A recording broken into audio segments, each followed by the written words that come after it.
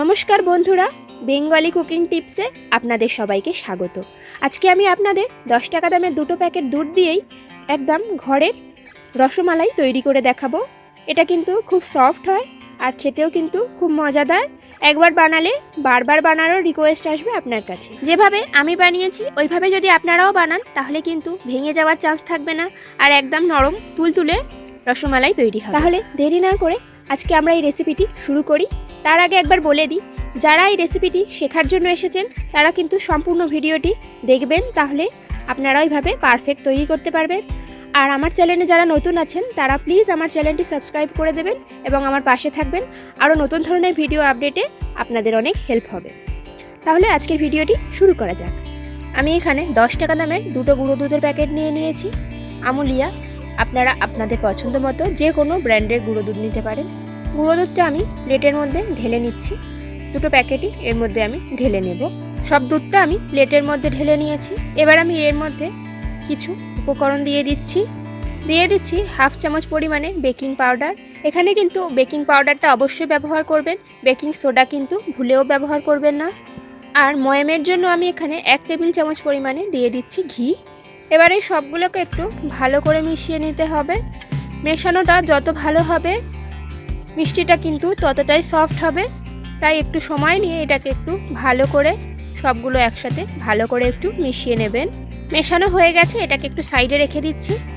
এবার আমি একটা ডিম নিচ্ছি, ডিমটাকে ফাটিয়ে নেব। ডিমটা কিন্তু অবশ্যই রুম টেম্পারেচারে রাখতে হবে। এবার আমি ডিমটাকে ভালো করে ফাটিয়ে নেব। ডিমটাকে কিন্তু ভালো করে ফাটিয়ে নিতে হবে। এবার আমি যে দুধের মিশ্রণটা বানিয়েছিলাম ওর মধ্যে অল্প একটু এই ডিমের মিশ্রণটা দিয়ে দেব। সম্পূর্ণটাই আমি একবারে দেব না, অল্প অল্প করে এর মধ্যে ডিম দিয়ে মাখতে হবে। সম্পূর্ণটা যদি একবারে দিয়ে দিই তখন এটা পাতলা হয়ে যাবে, ভালো করে মাখা হবে না। তাই অল্প অল্প করে দিয়ে এটাকে ভালো করে সুন্দর একটা ডো বানিয়ে নিতে হবে।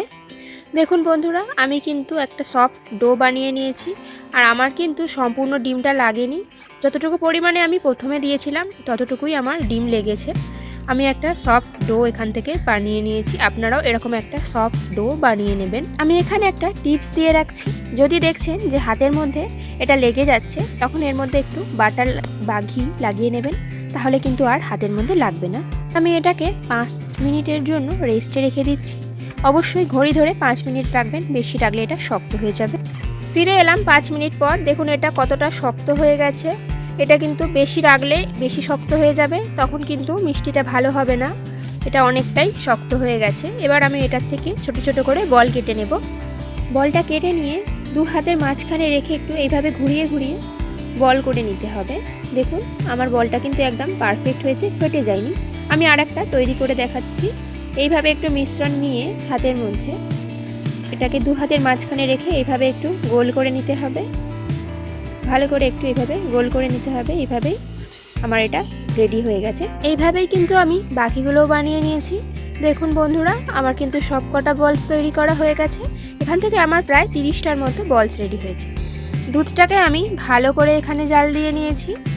আর দুধটা নিয়েছি আমি প্রায় 1 লিটার মতো। আপনারাও কিন্তু যতটা পরিমাণে দুধ নিয়ে আপনারা বলস তৈরি করবেন তার থেকে একটু বেশি পরিমাণেই দুধটা নেবেন, কারণ দুধটা যদি কম নেন সেক্ষেত্রে বলসগুলো বেশি ফুলবে না, একটু প্রবলেম হবে।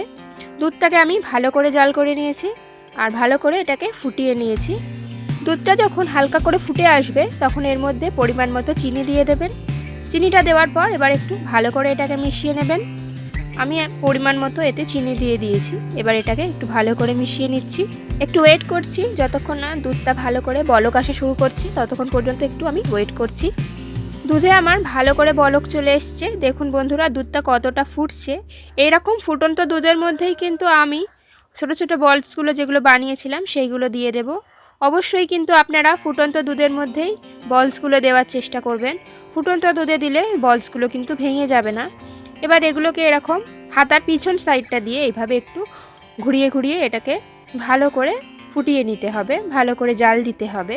এতে 4-5টা ভালো করে সেদ্ধ হয়ে যাবে আর বলসগুলো অনেকটা ফুলে উঠবে। দেখুন বন্ধুরা আমার বলসগুলো কিন্তু বেশ অনেকটা ফুলে উঠেছে। এই রকমভাবেই এই বলসগুলো কিন্তু ফুলে ফুলে উঠবে। খুব বেশি কিন্তু এটা ফোটানোর যাবে না, তাহলে বলসগুলো ভেঙে যাবে। হাতে গোনা 5 মিনিট মতো সময় নিয়ে এটাকে একটু ভালো করে ফুটিয়ে নিতে হবে। আমি একটু হাতা দিয়ে এইভাবে একটু চারিদিকে বলসের গায়ে একটু দুধ দিয়ে দিচ্ছি, এতে হবে বলসগুলো ভালো করে সিদ্ধ হয়ে যাবে। আর একটু ভালো করে এটাকে এইভাবে একটু ঘুরিয়ে ঘুরিয়ে জাল দিয়ে দিতে হবে। আমার রসমালাই কিন্তু প্রায় রেডি হয়ে গেছে। আর একটু এটাকে আমি ভালো করে একটু ফুটিয়ে নেব, তাহলেই কিন্তু এটা আমার একদম রেডি হয়ে যাবে। একটু উপর থেকে এইভাবে দুধটা ছড়িয়ে দেবেন, এতে কি হবে ভিতর পর্যন্ত একদম দুধটা চলে যাবে আর তাড়াতাড়ি হয়ে যাবে। আমার রসমালাইটা ফুটে গেছে, এবার আমি এটাকে নামিয়ে নিচ্ছি। দেখুন বন্ধুরা, আমার রসমালাই কিন্তু একদম পারফেক্ট হয়েছে আর বেশ অনেকটাই এরকম ফুলে ফুলে উঠেছে। এটাকে এবার আমি নামিয়ে ডেকোরেশন করে নিয়েছি। দেখুন কত সুন্দর দেখতে লাগছে এবং এটা কিন্তু খেতেও অসাধারণ। আর এটা কিন্তু একদম ভেতরটা পুরো নরম হয়েছে, ফেটেও যায়নি। যেমনভাবে আমি দেখালাম ওইভাবে যদি আপনারা বাড়িতে বানান, আপনাদের রসমালাই কিন্তু একদম পারফেক্ট হবে আর ফেটে যাওয়ার চান্সও থাকবে না।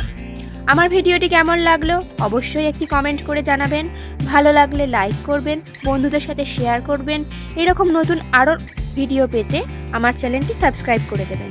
আজকের মতো এখানেই শেষ, দেখা হচ্ছে পরবর্তী ভিডিওতে। ততদিনের জন্য ভালো থাকবেন, সুস্থ থাকবেন। ধন্যবাদ।